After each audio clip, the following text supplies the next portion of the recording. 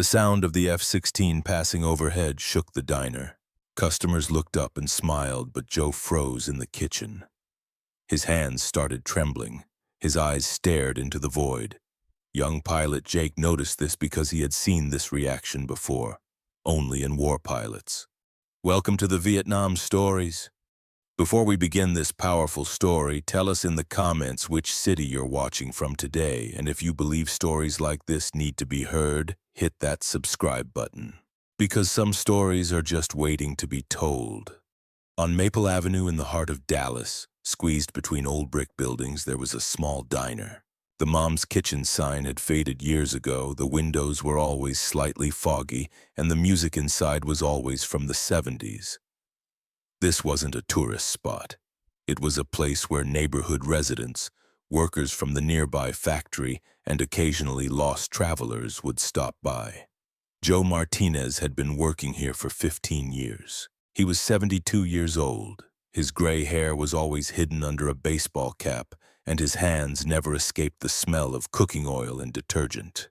Joe was a quiet man. He took orders, made omelets, poured coffee, and washed dishes. He seemed to have forgotten how to smile, or maybe he just couldn't find a reason to smile. Customers called him Old Joe. Some felt pity and tipped him a little extra. Most didn't even notice him. They'd place their orders, eat their meals, leave their money, and go. And Joe would remain as he was, invisible, silent, ordinary. That Tuesday morning started the same way. It was a cold March morning. Spring hadn't shown itself in Dallas yet.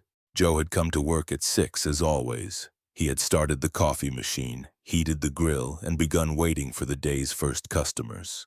At 7 o'clock, the door opened. The first customer was Mrs. Henderson, a retired teacher. She came at the same time every morning, sat at the same corner table and ordered black coffee and toast. Joe said good morning to her, and she nodded in greeting. There was no need for conversation. This was a 15-year routine. At 8 o'clock, the factory shift changed and the diner filled up a bit more.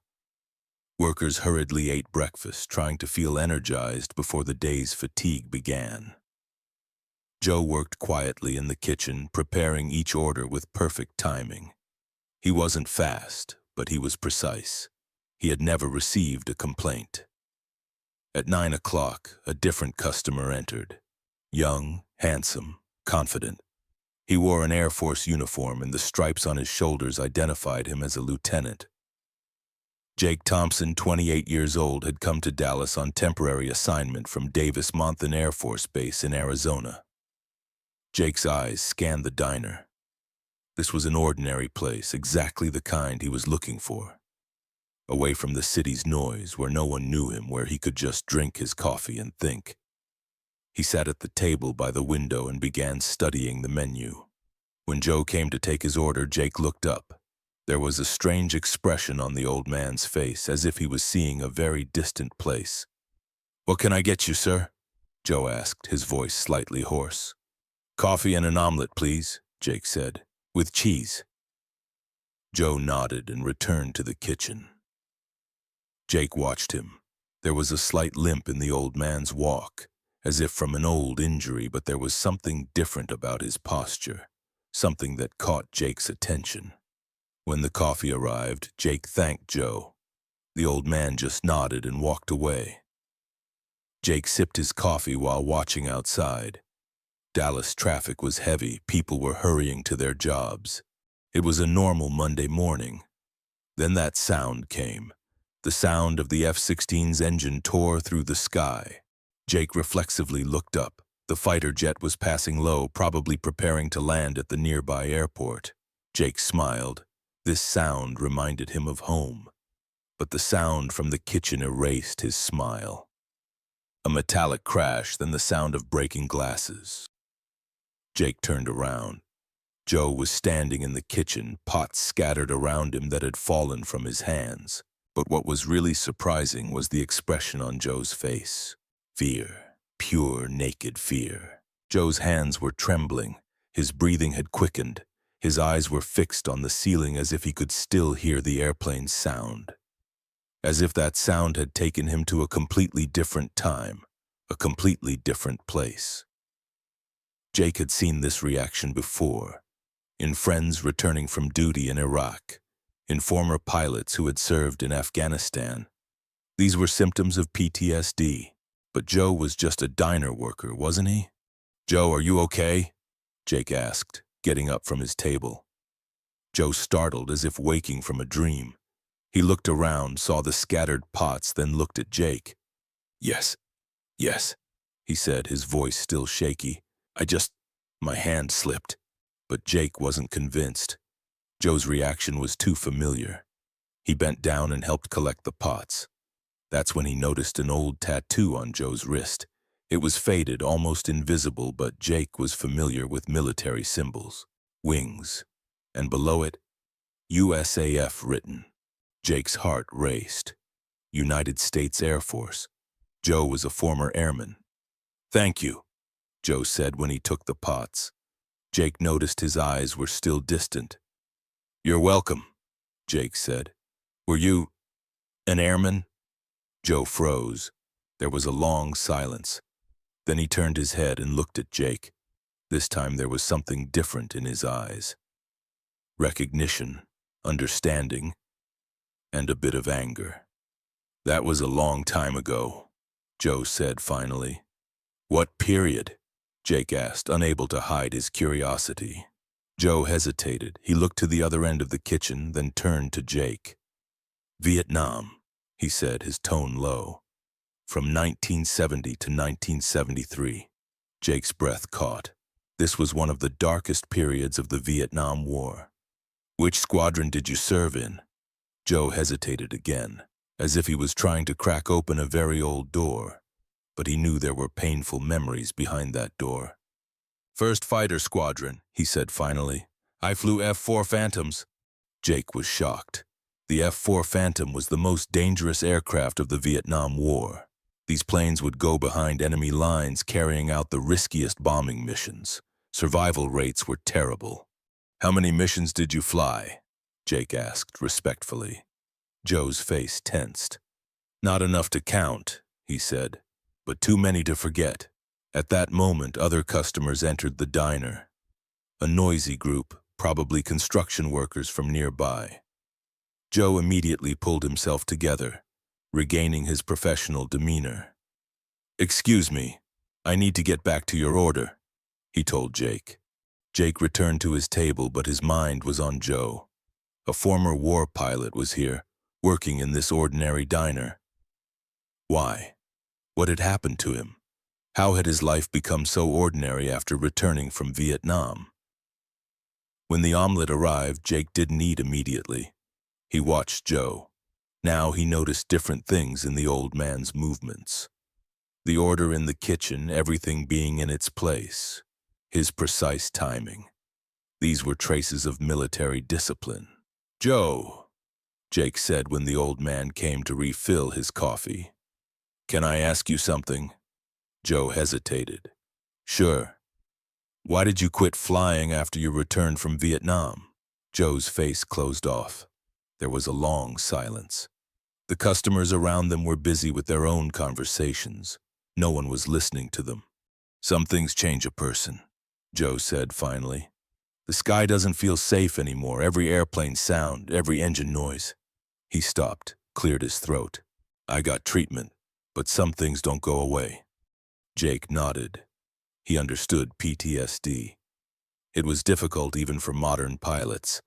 It must have been much heavier for pilots from the Vietnam era. "Do you regret it?" he asked. Joe thought about this for a long time. "Serving? No. The things I experienced? Every day." At that moment, the door opened and 3 young men entered. They looked like college students, loud and inconsiderate. They sat at a table and began talking loudly. "Waiter!" one of them shouted. "Coffee!" Joe walked toward them with calm steps. "What can I get you, gentlemen?" "Coffee and burgers," the same young man said, continuing to look at his phone. "But hurry up, we don't have time." Jake saw the patient expression on Joe's face. The old man just nodded and returned to the kitchen.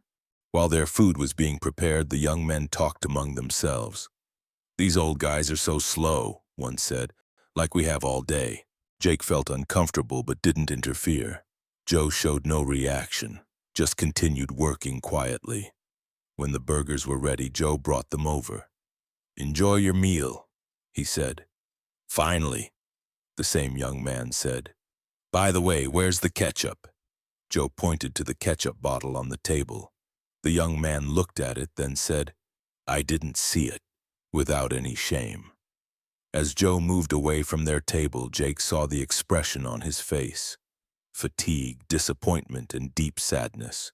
This man had fought for his country, risked his life, and now he was being treated as worthless by disrespectful young people. Jake couldn't stand it. He got up and went to the young men's table. "Excuse me," he said, his voice calm but determined. "I saw how you treated that man just now." "What's wrong with that?" one of them said.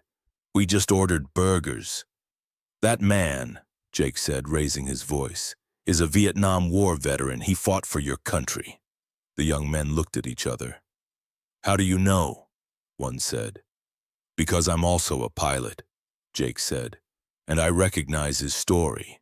At that moment, Joe came out of the kitchen. When he saw what Jake was doing, he tensed. "Jake, please." "No, Joe," Jake said, turning around.